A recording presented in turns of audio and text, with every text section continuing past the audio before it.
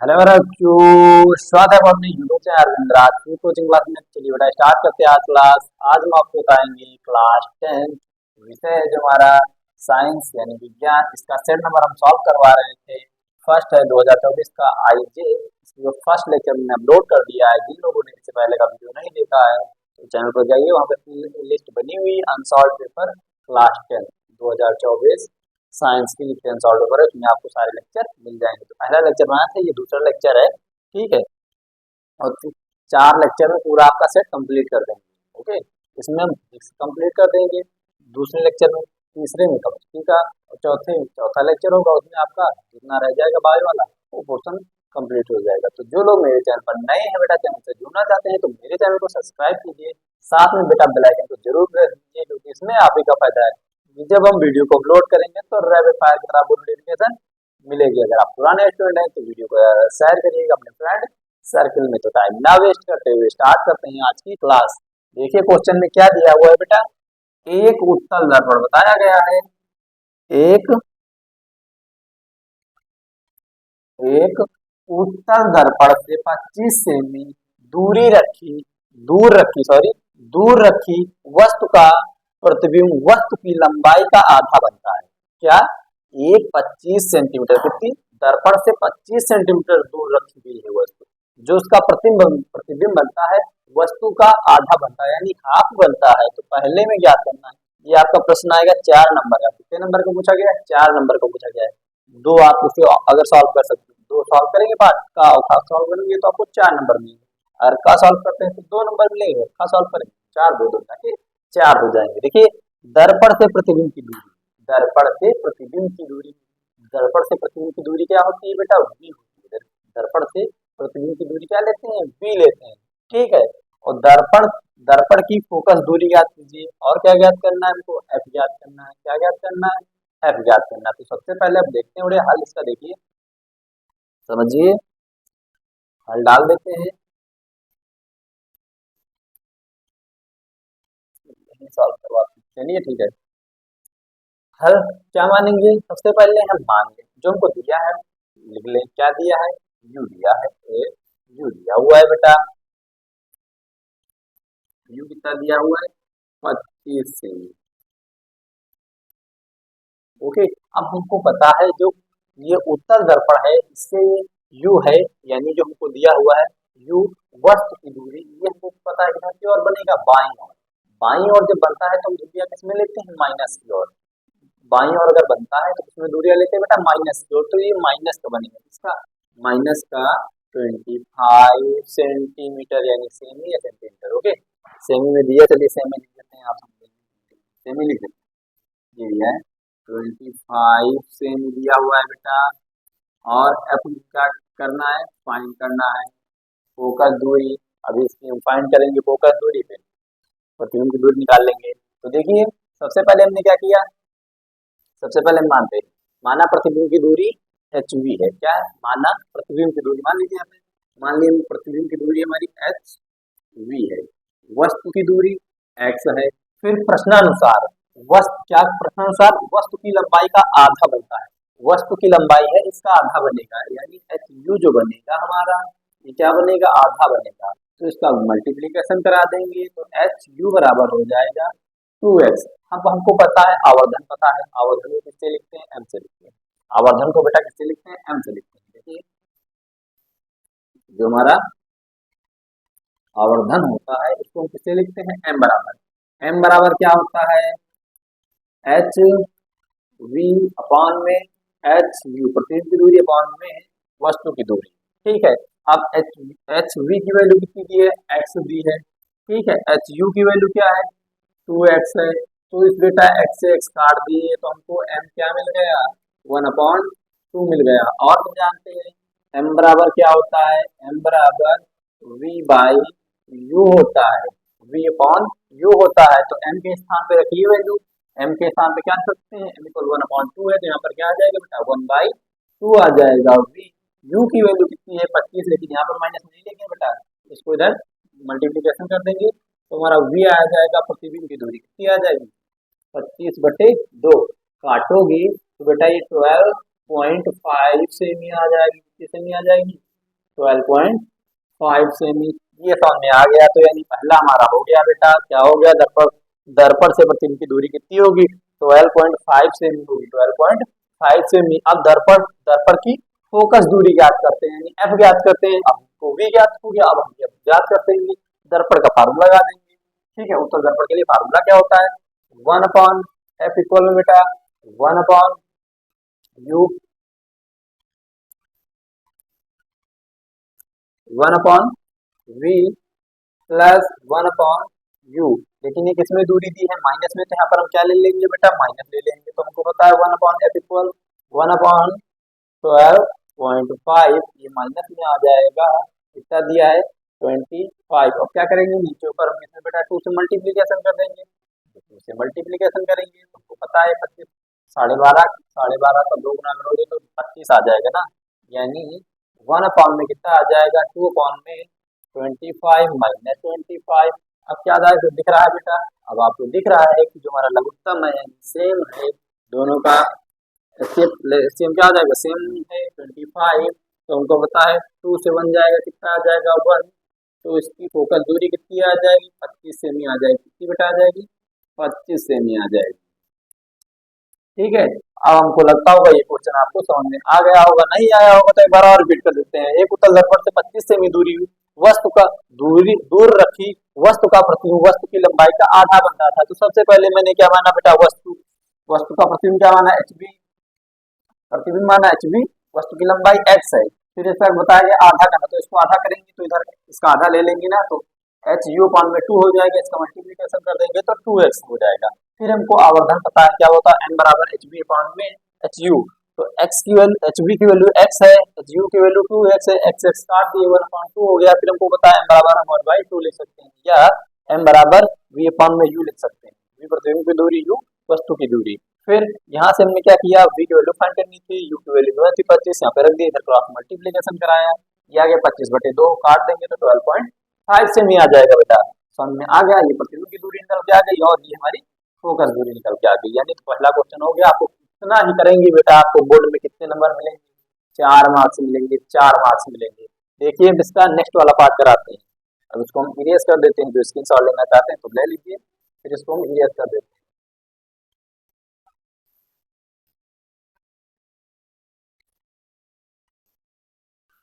Okay बेटा, चलिए बेटा आप देखते हैं इसका नेक्स्ट क्वेश्चन क्या दिया है। आभासी किरणों के मार्ग में अवतल लेंस रखने पर किरणें लेंस से 20 सेमी पीछे अक्ष पर बनती हैं। लेंस की अनुपस्थिति में ये किरणें कहाँ फोकसित होंगी। लेंस की फोकस दूरी 30 सेमी दी हुई है। पहले क्या दिया हुआ है हमको बेटा, वी दिया हुआ है, क्या गिवन है, वी दिया हुआ है। ठीक है, वी कितना दिया हुआ है, 20 सेमी। कितने सेमी दिया हुआ है बेटा, 20 सेमी दिया हुआ है। एफ कितने सेमी दिया हुआ है, 30 सेमी। ठीक है, फिर ये उत्तल लेंस में है, यानी एफ का मान आभासी, ये क्या दिया हुआ है, आभासी दिया हुआ है। पेपर कौन सा लेंगे, माइनस में साइन ले लेंगे, इसकी दूरी किसमें ले लेंगे, माइनस में ले लेंगे। 30 सेमी दी हुई है। ठीक है, अब फार्मूला लगा देते हैं। लेंस का फार्मूला बेटा हमको पता है, जो लेंस का फार्मूला होता है किसका, लेंस का फार्मूला होता है, तो क्या बेटा होता है, 1/f इक्वल में 1/v माइनस 1/q। अब यहाँ पे वैल्यू रखेंगे तो कितना आ जाएगा बेटा, 1/30 कितना आ जाएगा, 1 में 30। फिर ये 1/v यानी कितना आ जाएगा 20 माइनस 1 में u। अब बेटा ये 1/u माइनस का, इसको इधर लाएंगे प्लस का, ये इधर से माइनस उतर जाएगा, प्लस का हो जाएगा, यानी 1/u अपॉन में 1/20, ये इधर माइनस उतर जाएगा, प्लस 1 में 30 आ जाएगा। अब दोनों का एलसीएम ले लीजिए, हमको पता है दोनों का आप एलसीएम लेंगे तो बेटा कितना आ जाएगा, 20 और 30 का एलसीएम लेते हैं तो 60 आ जाएगा। कितना आ जाएगा, 60 आ जाएगा। 20 और 30 का एलसीएम कितना आ जाएगा, 60 आ जाएगा। फिर 60 से ऊपर मल्टीप्लीकेशन करेंगे और 20 से डिवाइड करेंगे। तो जब 60 को 20 से डिवाइड करेंगे तो आपको भी पता है कितना आएगा बेटा, 3 आएगा, क्योंकि 23 या कितना होता है, 60 होता है। तो यहाँ पे यानी कितना हो गया बेटा, यहाँ पे जो आपका आएगा 3 आ जाएगा। फिर 60 को 30 से डिवाइड कर देना है, 60 को 30 से आप डिवाइड करते हैं, 60 को 60 से डिवाइड करते हैं तो कितना आएगा, 2 आ जाएगा। यहाँ पे कितना आ जाएगा, 60 आ जाएगा। तो ये कितना आ गया, 2 आएगा। अब फिर ऐड कर दीजिए, 5 हो जाएगा, 3 2 कितना हो जाएगा, 5 अपॉन 60। फिर हमको यू की वैल्यू चाहिए, ना कि 1 अपॉन यू की चाहिए, तो इसको पलट देंगे तो यू 60 बाई कितना आ जाएगा, 5 डिवाइड करेंगे तो आपका आ जाएगा 12। कितना आ जाएगा, वस्तु की दूरी कितनी आएगी, 12 सेमी आ जाएगी। ठीक है। और लेंस की अनुपस्थिति में ये किरणें कहाँ प्रोक्षित होंगी, लेंस की अनुपस्थिति में ये किरणें अनंत पर प्रोक्षित होंगी। कहाँ पर प्रोक्षित होंगी, अनंत पर। ठीक है, अनंत पर फोकसी होंगी या प्रोक्षित होंगी। ठीक है बेटा, तो समझ में ये आ गया होगा, उसको नोट कर लीजिए। फिर इसके बाद हम बताएंगे आपको नेक्स्ट क्वेश्चन। तो चलिए बेटा हम आगे देखते हैं। इसी खंड बा का क्वेश्चन नंबर 3rd पार्ट है, क्योंकि लिखने में थोड़ा सा टाइम लग जाता है ना, रफ की स्क्रॉल करने में कोई टाइम नहीं लगता, बट लिखने में टाइम लगता है। देखिए क्या दिया है, खंड बा का तीसरा प्रश्न है। ये फिजिक्स का ही पोर्शन है, मैंने बताया ना फिजिक्स का पोर्शन है। और जो ये क्वेश्चन नंबर 4 दिख रहा है, जिसमें अथवा करके, ये 6 नंबर का बेटा। कितने मार्क्स का आएगा, 6 मार्क्स का आएगा। 6 4 10, 6 4 10 हो गए, 2 2 4, आधी इसी में ही पास हो जाते बच्चे। ठीक है बेटा, आप 6 4 10 10 12 नंबर करते, 23 नंबर पासिंग मार्क्स ही होता है। ठीक है, क्या दिया है, 2 ओम, 3 ओम तथा 6 ओम के 3 प्रतिरोधों को, कितने बेटा, 2 ओम तथा 3 ओम तथा 6 ओम के 3 प्रतिरोधों को किस प्रकार जोड़ा जाए, किस प्रकार जोड़ा जाए ताकि 4 ओम तथा 1 ओम का तुल्य प्रतिरोध हमको प्राप्त हो। तुमको ये नहीं बताया गया है कि समांतर क्रम में जोड़ना है कि श्रेणी क्रम में जोड़ना, आप अपने मन से जोड़िए। 3 दिए, इनको समांतर क्रम में जोड़िए, श्रेणी क्रम में जोड़िए। जो ओम हमको पहले प्राप्त हो, प्रतिरोध प्राप्त होना चाहिए, 4 प्राप्त होना चाहिए, जो टोटल तुल्य प्रतिरोध प्राप्त होना चाहिए, वो बेटा हमको कितने प्रतिरोध प्राप्त होना चाहिए, 1 ओम तुल्य प्रतिरोध प्राप्त होना चाहिए। चलिए हम बताते हैं इनको कैसे जोड़ेंगे। तो सबसे पहले क्या करते हैं, इनको 2 3 4, 2 दिया है, 3 दिया है, 6 दिया है, तो हम क्या करेंगे बेटा, देखिए यहां से हर, चलिए हम क्या करेंगे, जो 2 ओम प्रतिरोध है इसको हम श्रेणी क्रम में जोड़ लेंगे। 2 ओम प्रतिरोध को किसमें जोड़ लेंगे बेटा, श्रेणी क्रम में जोड़ लेंगे। और 3 और 4 ओम को समांतर क्रम में जोड़ देंगे। 3 ओम तथा 4 ओम को किसमें बेटा जोड़ देंगे, समांतर क्रम में जोड़ देंगे।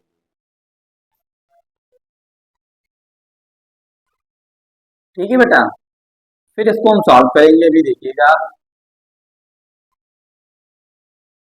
ग्राफ भी उल्टा सीधा बनना थोड़ा समझ, आप समझ जाइए बस बेटा, समझ में आपके आना चाहिए। ये देखिए क्या कि इसका नाम हमने दे दिया 3 ओम, और इसको क्या कितने ओम दे दिया, इसका नाम हमने दे दिया, ये कितना है, 6 ओम। ठीक है, तो यहाँ पे लिख सकते हो हमने 2 ओम को श्रेणी क्रम में जोड़ा है। ठीक है, 3 ओम तथा 6 ओम को प्रतिरोध को किसमें जोड़ा है, समांतर क्रम में जोड़ा है। तो देखिए समांतर क्रम का इसमें हम फार्मूला लगाएंगे पहले। इसमें इस तार को क्या करते हैं, ऐसा जब दिया तो खींचते हैं, ऐसे खींचने के लिए इसमें कौन सा समांतर क्रम फार्मूला लगाएंगे। जब सीधा हो जाता है तो श्रेणी क्रम फार्मूला R+R2 RN, पूरे जितने भी प्रतिरोध होते हैं सबको क्या करते हैं, सबका सम कर देते हैं। तो पहले देखिए इसको हम, एक को बेटा हमने R1 मान लिया, इसको हमने मान लिया R2। ठीक है, इसको R1 मान लिया, इसको R2 मान लिया। इसका फर्स्ट पार्ट सॉल्व कर रहे हैं, 4 ओम कैसे बनेगा, 4 ओम प्रतिरोध कैसे बनेगा। ठीक है, तो इसमें हमने फार्मूला लगा दिया समांतर क्रम, कौन सा बेटा, समांतर क्रम का फार्मूला लगाएंगे। ठीक है, समांतर क्रम में, समांतर क्रम में जोड़ा है 3 ओम तथा 4 ओम के प्रतिरोध। ओके, तो बेटा देखिए समांतर क्रम में फार्मूला होता है 1/R, 2 दिया है तो ये R1 प्लस 1/R2 हो जाएगा बेटा। अब R1 की वैल्यू कितनी दी हुई है, R1 की वैल्यू गिवन है 3 ओम, R2 की वैल्यू गिवन है 6 ओम। अगर कैल्सियम लीजिए 3 और 6 का तो 6 आएगा। फिर मल्टीप्लीकेशन कर दीजिए, देखिए कैल्सियम 6 आया, 6 से ऊपर मल्टीप्लीकेशन करेंगे और 3 से डिवाइड कर देंगे तो 2 आ जाएगा। तो यहाँ पे 2 आ गया, प्लस 6 को 6 से डिवाइड करोगे तो 1 आ जाएगा। अब दोनों को प्लस कर लीजिए तो कितना आ जाएगा बेटा, दोनों को प्लस करेंगे ऊपर 3 आ जाएगा, ये आ जाएगा 6। इसको क्या करेंगे, पलट देंगे ना, हमको R की वैल्यू चाहिए, तो ये कितना आ गया, 6/3। 3, तो इसको काट देंगे तो कितने ओम आ जाएगा, 2 ओम आ जाएगा। कितने ओम आ जाएगा, यानी ये कुछ तार सीधा होके ऐसा बन गया। कैसा बन गया, यहाँ से तार सीधा कर डाले बेटा, ये हमारा बन गया 2 ओम। ये तो दिया हुआ था, समांतर क्रम में जुड़ा था, ये श्रेणी क्रम में किस फॉर्म में आ जाएगा, ऐसा आ जाएगा। ये भी हमारे कितने ओम है, 2 ओम है। ठीक है बेटा, अब इसमें हम कौन सा फार्मूला लगा देंगे, श्रेणी क्रम का फार्मूला लगा देंगे। श्रेणी क्रम का फार्मूला क्या होता है, श्रेणी क्रम के लिए फार्मूला होता है आर इक्वल आर एन तक होता है, इनको 2 दिए। अब इस बार इसको R1 मान लेंगे, उसको क्या मान लेंगे, R2 मान लेंगे। ठीक है, तो यहां से क्या हो जाएगा, R1 प्लस R2, इसको RN दे दो, RN नहीं R डैश दे दो, आप कुछ भी नहीं मान सकते। ठीक है, R डैश दे दो, तो उसका 2 और ये 2, तो कितने ओम आ गया, 4 ओम। तो सबसे पहले इसमें क्या बताना पड़ेगा कि हमने क्या किया बेटा, कि 3 ओम तथा 6 ओम को हम समांतर क्रम में जोड़ा तथा 2 ओम को श्रेणी क्रम में जोड़ा। समांतर क्रम में जोड़ा तो इतना आया था R2, फिर दोनों को श्रेणी क्रम में जोड़ के दोनों का आंसर निकाल देंगे तो टोटल ये 4 ओम प्रतिरोध बन जाएगा। ताकि ये 4 ओम प्रतिरोध आ गया। अब कैसा बताया कि कैसे, तथा एक का तुल्य प्रतिरोध ज्ञात कीजिए। ऐसे अब जोड़िए कि ये सबका कितना प्रतिरोध प्राप्त हो, तुल्य प्रतिरोध 1 ओम होना चाहिए। कितने ओम, 1 ओम होना चाहिए। तो इसको बेटा हम ड्रॉप कर देते हैं। देखिए आप स्क्रीनशॉट लेना चाहते हैं तो ले लीजिए, अब इसको हम ड्रॉप कर देते हैं, बताते हैं। अब इसका दूसरा पार्ट करेंगे, कैसे जोड़ना है कि तुल्य प्रतिरोध जोड़ना है, कितने आ जाए बेटा, आने चाहिए जो आपके तुल्य प्रतिरोध 1 ओम प्राप्त होना चाहिए। तुल्य प्रतिरोध 1 ओम प्राप्त होना चाहिए। तो तीनों को हम क्या करेंगे बेटा, समांतर क्रम में जोड़ देंगे, तीनों को हम समांतर क्रम में जोड़ लेंगे। ठीक है, तो हल देखिए,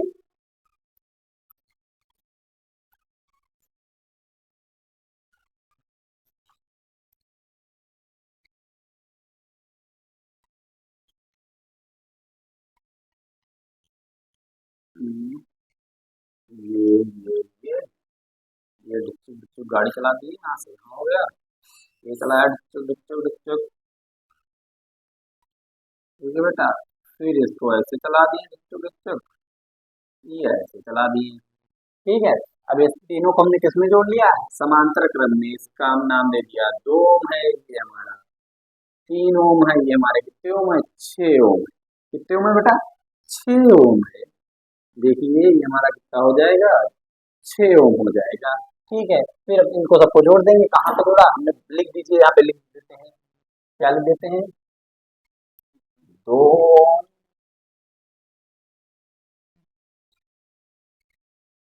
2 ओम, तो 3 ओम तथा 6 ओम। 6 ओम के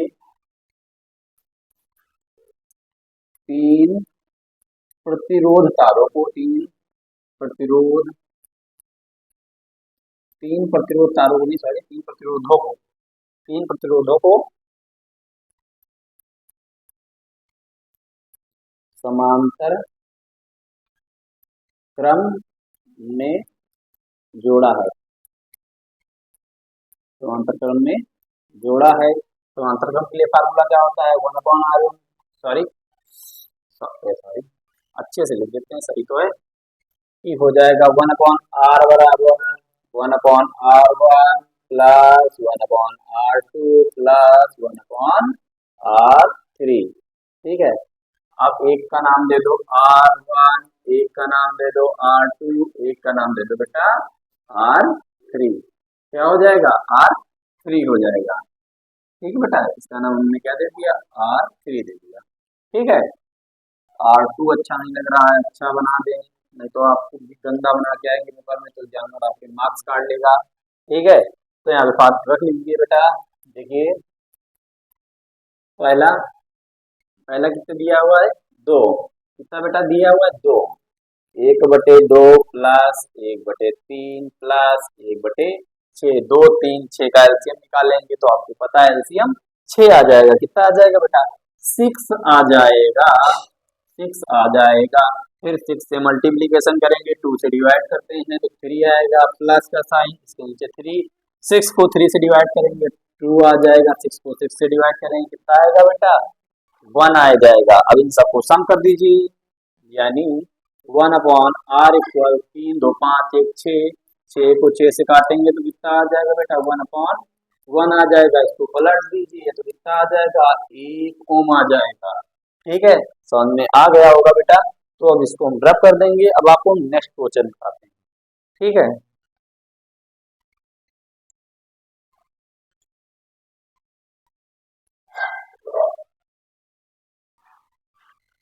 देखिए बेटा, चल आगे क्वेश्चन देखते हैं। चलिए, क्वेश्चन नंबर 4 है, क्या दिया है, घरेलू विद्युत वितरण में प्रयुक्त तारों के, यानी घरेलू विद्युत वितरण में, वितरण जो ये तार है, क्या लाइट आ रही है, इसमें प्रयुक्त होने वाले तारों के नाम, कार्य, अवारण, अवारण के अवारण अवारण वितरण हो। देखते हैं, एक मिनट चेक कर लेते हैं क्या दिया है, अवारण दिया है, वितरण दिया है। प्रयुक्त, तीसरा अवारण, तीसरा है, हाँ ठीक है, अवारण के रंगों को, ये सही है बेटा, अवारण के रंगों को लिखना है। ठीक है, तो पहला क्या लिखना है, नाम लिखना है, कार्य लिखना है, अवारण के रंगों को लिखना है। ठीक है, फिर अथवा करके दिया है, तो पहले ये कोशिश की कि हम सॉल्व करा रहे हैं, तो बेटा आपको हमको दोनों करवाने हैं, तो हम आपको दोनों ही करवाएंगे। देखिए, मैंने एक चीज बताई, क्या लिखने का मीन्स क्या है, जो पहले लिख देते हैं, पहले इसलिए लिख देते हैं बेटा कि जितनी देर हम लगेंगे लिखने में जितना हमको टाइम लगेगा, जो न्यूमेरिकल होता है तो हम सॉल्व भी करवा देते हैं। अगर इसमें थ्योरी जब तक लिखेंगे उतनी देर में हम आपको समझा देंगे, तो ज्यादा वीडियो आपका लॉन्ग नहीं होगा, इसीलिए हम बेटा इसको पहले लिख लेते हैं। देखिए, घरेलू विद्युत वितरण के प्रयुक्त तारों के नाम, नाम क्या है बेटा, पहला नाम है गर्म तार। गर्म जान जाओगे, गर्म तार कैसा होता है, लाल होता है। लाल क्यों होता है, जब ज्यादा लोग गर्मा जाते हैं बेटा लाल हो रहे हैं, अरे आपका फेस तो लाल हो गया, आप बहुत गुस्से से लाल हो गए, तो क्या कहलाएगा, गर्म तार। यानी गर्म तार बेटा कैसा होता है, लाल। दूसरा क्या होता है, ठंडा तार। ठंडा, बहुत साधारण व्यक्ति, बहुत ठंडे आदमी, बड़े शांत रहते हैं, ठंडा। तो ठंडा तार कैसा होता है, नीला या काला, नीला ऑब्लिक काला। फिर बेटा आता है भू संपर्क तार। भू संपर्क जो भूमि से जुड़ा हुआ होता है, यानी भूमि में पड़ा हुआ है, भूमि को मतलब मिट्टी, जिसमें मिट्टी में पड़ा होता है, तो कैसा तार होता है, भू संपर्क तार हमारा होता है हरा। भू संपर्क तार कैसा होता है हमारा, हरा। तो तारों के नाम हो गए 3 तार मैंने बताया, गर्म तार, ठंडा तार, भू संपर्क तार। गर्म तार मैंने बताया लाल होता है, गर्म तार कैसा होता है, लाल होता है। ठंडा तार कैसा होता है, अभी आपको दिख रहा होगा, नीला और काला। भू संपर्क तार मैंने बताया हरा होता है, कैसा होता है बेटा, हरा होता है। और तीसरा बताना है, इनके कार्य बताना है। देखिए, तो पहला है जो गर्म तार क्या करता है, गर्म तार विद्युत धारा प्रवाहित, गर्म तार में क्या होती है, गर्म तार विद्युत धारा प्रवाहित होती है। गर्म तार लिख लीजिए बेटा, गर्म तार में का, में गर्म तार में विद्युत धारा प्रवाहित होती है। गर्म तार में क्या होती है, विद्युत धारा प्रवाहित होती है। और दूसरा है बेटा हमारा जो ठंडा तार, ठंडा तार न्यूट्रल होता है। ठंडा तार न्यूट्रल होता है, न्यूट्रल का मतलब जिसमें करंट नहीं आता। ये हमारा 2 तार होते हैं, तो एक फेस आता है, एक हमारा क्या होता है, न्यूट्रल। वही हमारा क्या होता है, वो न्यूट्रल होता है। तीसरा है बेटा इसका भू संपर्क तार, घर के निकट जमीन के अंदर बहुत नीचे स्थित होता है। यानी जो भू संपर्क वाला तार है, जो नीचे हरा होता है, जिसका कलर बताया गया है, भू संपर्क तार घर के निकट जमीन के अंदर बहुत नीचे स्थित होता है, जमीन के नीचे बहुत बहुत नीचे स्थित होता है। यह सुरक्षा का एक साधन होता है, यह सुरक्षा का एक साधन होता है। कैसी सुरक्षा, सुरक्षा कैसी, हमें विद्युत के झटकों से बचाता है, यानी जो हमें विद्युत के झटके लगते हैं तो उनसे हमको ये बचाता है। कौन सा तार, भू संपर्क तार हमें से बचाता है। लास्ट में तीसरा, अवारण के रंगों को लिखिए। तो घरेलू वितरण में प्रयुक्त तारों का वितरण कैसा होता है, काले रंग का होता है। यानी घरेलू वितरण में प्रयुक्त तारों का वितरण कैसा होता है, कैसे रंग का होता है, काले रंग का होता है। ठीक है बेटा, घरेलू वितरण में प्रयुक्त तारों का वितरण काले रंग का होता है। तो ये क्वेश्चन बेटा आपका कितने मार्क्स का था, 6 मार्क्स का था। कितने मार्क्स का था, 6 मार्क्स का। इतना करते तो आपको 6 मार्क्स मिल जाते। कितने मार्क्स मिलते, 6 मार्क्स मिल जाते। तो अब इसके बाद अब इसका स्क्रीनशॉट ले लीजिए, फिर देखेंगे इसके बाद अब हम नेक्स्ट क्वेश्चन। चलिए बेटा देखते हैं, ये लास्ट क्वेश्चन इसका बचा था, क्वेश्चन नंबर 4 का, यानी खंडबा का है, फिजिक्स वाला पार्ट जो क्वेश्चन नंबर 4 करवा रहे थे, अथवा में दिया था, ये वाला बचा हुआ है, ये मैंने लिख लिया। अब आपको बताते हैं, फिर लिखने में बेटा बहुत टाइम लगता है। देखिए, सब थ्योरेटिकल है ना, थोड़ा सा न्यूमेरिकल तो करवा ही देते हैं। तो देखिए क्या दिया है, धारावाही चालक के कारण, धारावाही चालक के कारण उत्पन्न चुंबकीय क्षेत्र किन किन कारणों पर निर्भर करता है। चुंबकीय क्षेत्र की दिशा ज्ञात करने के लिए प्रयुक्त नियम का नाम लिखकर उसे स्पष्ट कीजिए। प्रयुक्त उस नियम का नाम लिखना है, फिर जाके उसे स्पष्ट करना है। तो बेटा जो बताया धारावाही चालक का चुंबकीय क्षेत्र होता है, किन किन बातों पर निर्भर करता है। तो जो आपने बायो-सेवर्ट का नियम पढ़ा है, किसका? बायो-सेवर्ट का नियम पढ़ा है। उसमें क्या क्या होता है? धारा बहती है, डीएल हमको पता है, अल्प लंबाई होती है, साइन थीटा होता है, जो कोण उसके बीच में बनता है, साइन थीटा बनता है। तो उसी पे वही लिखना है, इसी में उठा के, वही इसी में उठा के लिख देना है। देखिए क्या दिया है, जल्दी समझते हैं। धारावाही चालक के कारण उत्पन्न चुंबकीय क्षेत्र की तीव्रता निम्न बातों पर निर्भर करती है। निम्न बातों पर यानी निम्न बातों पर निर्भर करती है। पहला है बेटा, चुंबकीय क्षेत्र का मान चालक में बहने वाली धारा के समानुपाती होता है। यानी धारा में बह चुंबकीय क्षेत्र क्या होता है? चुंबकीय क्षेत्र का मान चालक में बहने वाली धारा के समानुपाती होता है, यानी बी समानुपाती आई। इसको समीकरण यहाँ पे हमने एक मान लिया है, यानी इसी से याद कर सकते हैं बी समानुपाती आई क्या, यानी चुंबकीय क्षेत्र का मान चालक तार में बहने वाली धारा आई के समानुपाती होता है। बी क्या है? चुंबकीय क्षेत्र है। दूसरा बेटा लिखा है, चुंबकीय क्षेत्र का मान चालक खंड की अल्प लंबाई के समानुपाती होता है। अल्प लंबाई बी हमारा चुंबकीय क्षेत्र है, ये अल्प लंबाई क्या है हमारी? डेल एल के समानुपाती होता है। तो यहाँ पे इसको समीकरण हमने क्या मान लिया है? 2 मान लिया है। कैसे? चुंबकीय क्षेत्र का मान चालक खंड की अल्प लंबाई के समानुपाती होता है। बी हमको चुंबकीय क्षेत्र है, डी एल क्या है? अल्प लंबाई, थोड़ी सी लंबाई होती है उसे बेटा हम अल्प लंबाई बोलते हैं। नेक्स्ट है थर्ड पार्ट है, चुंबकीय क्षेत्र का मान चालक के बीच की दूरी के वर्ग के व्युत्क्रमानुपाती होता है। समानुपाती व्युत्क्रमानुपाती, इसे आप ऐसे करें तो आपको उलट दिया जाए, पैर ऊपर हो जाए सर नीचे जो व्युत्क्रमानुपाती, जैसे इसके नीचे लिखा बी समानुपाती मैंने लिख दिया ये आर। अब इसका व्युत्क्रमानुपाती करना तो इसके मतलब क्या आ जाएगा? 1/r आ जाएगा। ठीक है, तो वही लिखा है यहाँ पे, चुंबकीय क्षेत्र का मान चालक के बीच की दूरी यहाँ क्या लेते हैं बेटा? आर लेते हैं के व्युत्क्रमानुपाती होता वर्ग की, इसलिए वर्ग है, इसका आर का वर्ग कर दिया, 1/r इसके वर्ग के व्युत्क्रमानुपाती होता है।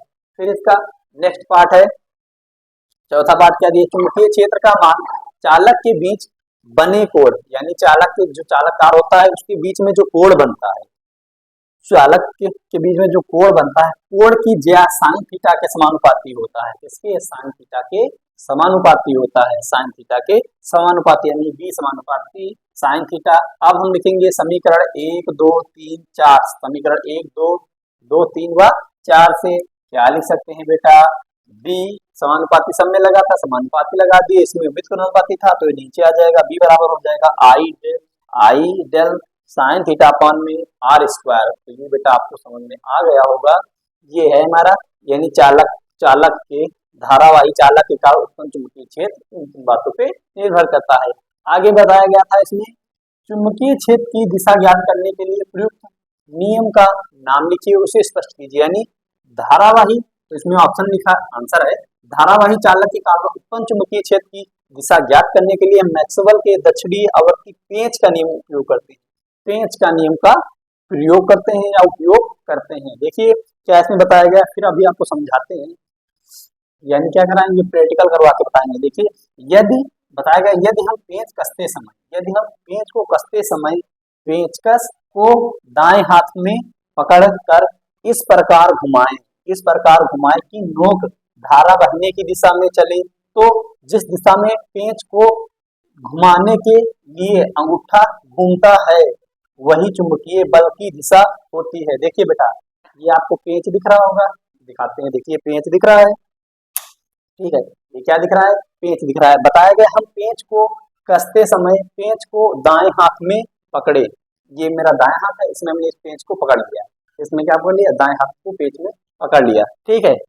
इस प्रकार घुमाए की नोक, अब इसको हम इस प्रकार घुमाएंगे कि जो इसकी नोक है बेटा, इस प्रकार इसको घुमाना है कि जो इसकी नोक होगी धारा बहने की दिशा में, नोक होगी किस दिशा में जाएगी? धारा बहने की दिशा में चले, धारा बहने की दिशा में चले, और जिस दिशा में पेंच घूमने के लिए, पेंच को घुमाने के लिए अंगूठा, ये इस पे लगा है, पेंच को घुमाने के लिए, देखिए पेंच को घुमाने के लिए अंगूठा घूमता है, यानी पेंच को घुमाने के लिए हमारा क्या हो, अंगूठा क्या कर रहा है? रोटेट कर रहा है, यानी घूम रहा है वह चुंबकीय बल की दिशा होती है। वो किसकी दिशा होती है? चुंबकीय बल की दिशा होती है। आप पेज को पढ़िए राइट साइड में यानी राइट हैंड में, और इसको जब ऐसे घुमाएंगे तो ये नोक किसकी होगी? धारा की दिशा होगी। और जो अंगूठा घूमता है आपका ऐसे रोटेट होकर ऐसे घूमेगा, ये किसका होगा? चुंबकीय क्षेत्र की दिशा होगी। ठीक है बेटा, तो फिजिक्स का ये पार्ट खत्म हो गया। अब इसमें कौन सा बचा है? केमिस्ट्री का पार्ट बचा है, यानी केमिस्ट्री वाला, और बायोलॉजी का बचा हुआ है, जीव विज्ञान का। तो आपको बताया था मैंने, एक जो सेट है आपके चार लेक्चर में पूरा कंप्लीट करवा देंगे। तो बेटा जो लोग मेरे चैनल पर नए हैं, चैनल से जुड़ना चाहते हैं, तो मेरे चैनल को सब्सक्राइब कीजिए, साथ में बेल आइकन को जरूर प्रेस कीजिए, क्योंकि इसमें आप ही का फायदा है। जब वीडियो को अपलोड करेंगे तो रैपिड फायर के साथ आपको नोटिफिकेशन मिलेगी। साथ में जरूरत है आपको। वीडियो कैसी लगी तो बेटा मिलता है नेक्स्ट क्लास में। वीडियो देखने के लिए धन्यवाद। Thanks for watching this video.